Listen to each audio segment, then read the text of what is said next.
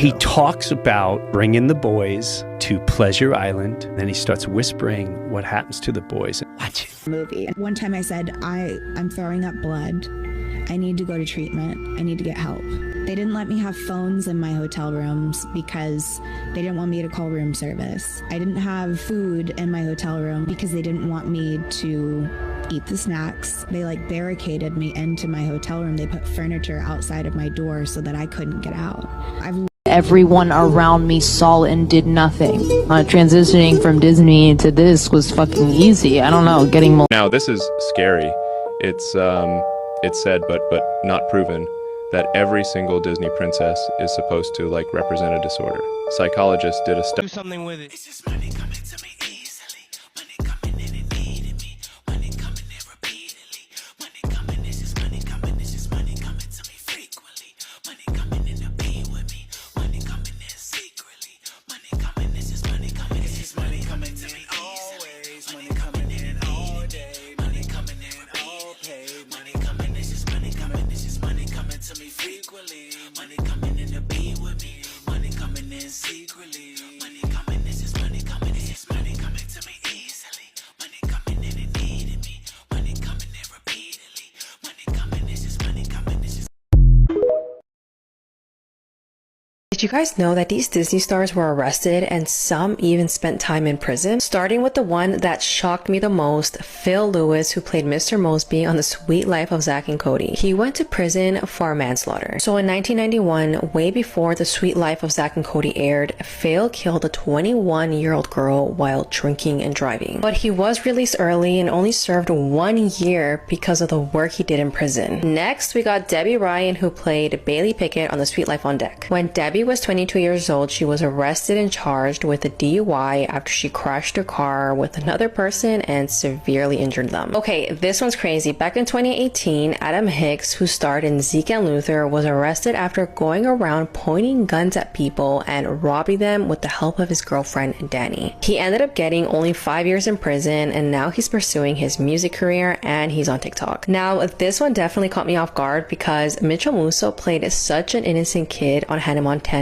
but he was arrested for public intoxication on August 26th of this year when he apparently stole a bag of chips from a store, but he denies this ever happened. Mitchell was also arrested back in 2011 when he was 20 years old for a DUI. Let me know which one surprised you the most because mine was Mr. Mosby. He talks about bringing the boys to Pleasure Island. Then he starts whispering what happens to the boys. Watch it. How would you blokes like to make some real money? Well, and who do we have to, No, nothing like that. You see, I'm collecting stupid little boys. Stupid little boys? And you see, and I takes them to Pleasure Island. Ah, Pleasure Island. Pleasure Island? But the law, suppose they... No, there's no risk. They never come back as boys.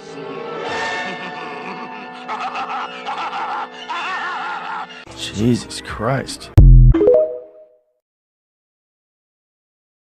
Everyone around me saw and did nothing. Transitioning from Disney to this was fucking easy. I don't know, getting molested for fucking from your 6 to your 14 seems like way harder circumstances, or being physically abused all the time seems like a much more difficult situation than fucking have paparazzi following you since you were 12. I don't know.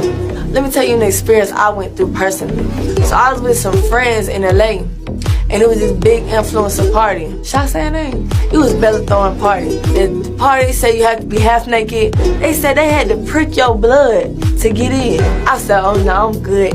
Everyone else went, I called my Uber and left.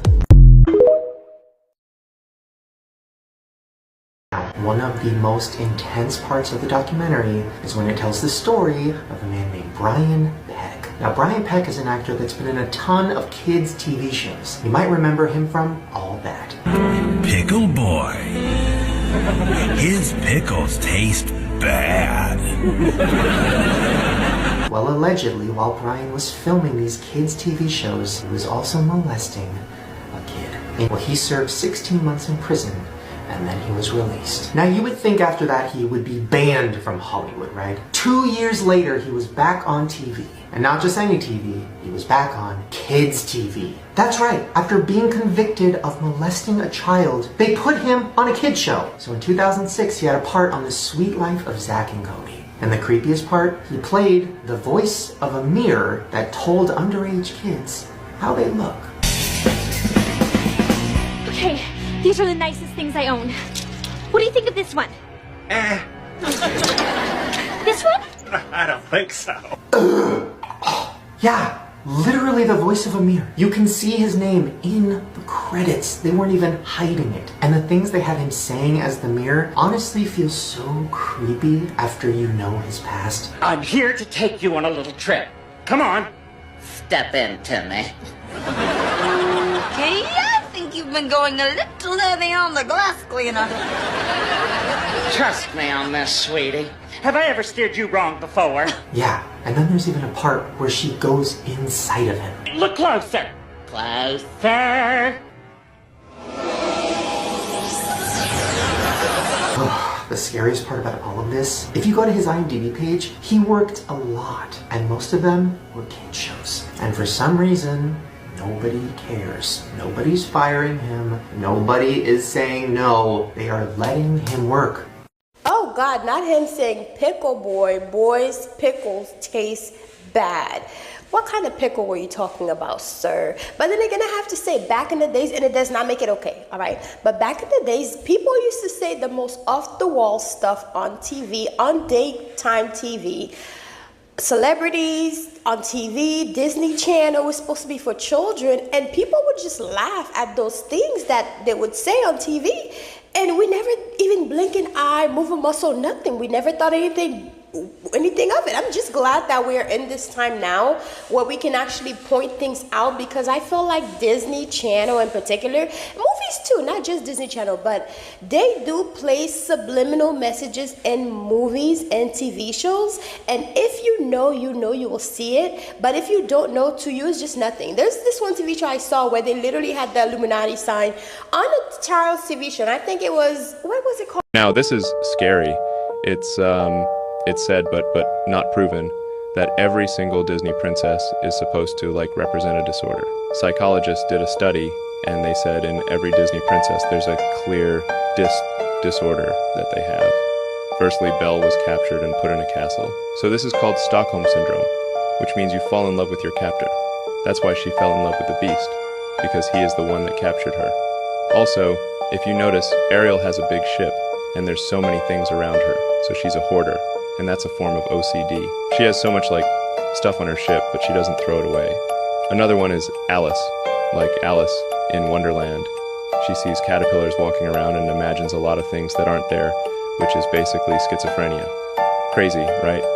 Elsa and Anna, they're really reckless. Elsa is the cold sister who has a short temper, and Anna is the warm sister that is kind all the time, which is why the sisters are thought to represent bipolar. Did you ever notice this when you watched? Let's talk about Annalise, okay? Let's talk about Annalise for a second. Some of y'all keep clowning her, saying y'all are over her hinting at things but not telling exactly what went down. And you're over her talking about, oh, the NDA this. And y'all are like, well, just tell us what happened already.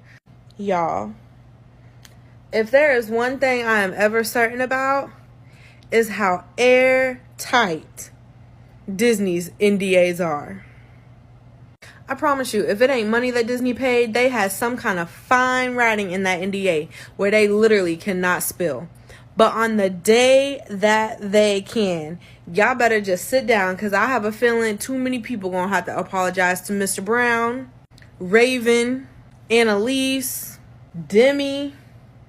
And you can't tell me nothing didn't happen with the Jonas Brothers. I don't care that their dad was the manager at the time. There's something going on. But Disney is so airtight. Y'all all know how Disney is. They look at the mistakes everybody else made with their NDAs and said make it better and tighter, and no one can get undone from it.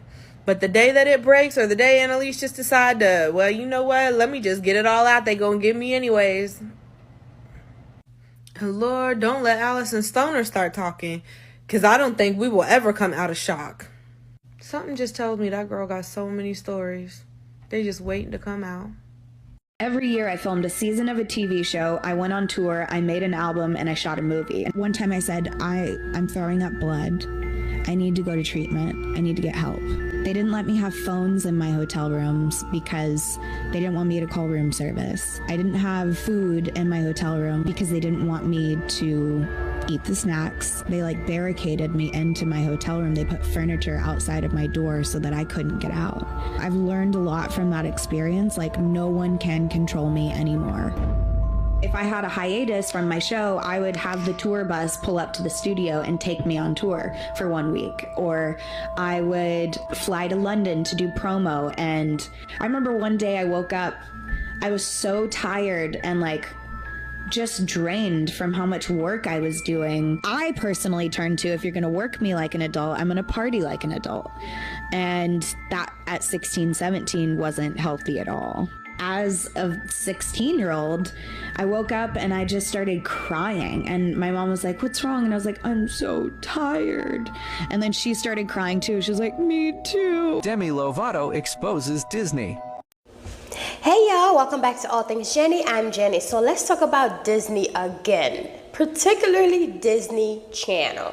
So Disney Channel is one of those channels that every child watched. I watched this channel up until I was like 15 years old. And I'm not even shy or ashamed to say that because I love all the shows. I still to this day watch That's So Raven. I hope one day she'll be on my show. But hope. Anyhow, so Disney Channel has some dark stuff going on, especially with the characters, with the people on Disney Channel. Just like Nickelodeon had the Quiet on Set, I feel one day we're just waiting to see the whole Quiet on Set, but for Disney Channel, because I just feel like there's something going on.